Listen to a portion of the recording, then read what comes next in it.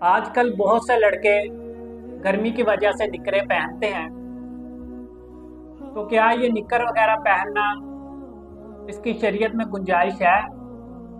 تو اس کا جواب ہے کہ شریعت میں اس کی گنجائش نہیں ہے، کیونکہ مرد کا سطر ناک کے نیچے سے لے کر گھٹنوں تک ہے اور گھٹنے سطر میں شامل ہیں۔ بہت زیادہ ضرورت کے بغیر اپنے سطر کو کھلا چھوڑنا حرام ہے۔ آپ صلی اللہ علیہ وسلم نے فرمایا، کوئی مرد دوسرے مرد کا سطر نہ دیکھے اور اسی طرح کوئی عورت دوسری عورت کا سطر نہ دیکھے۔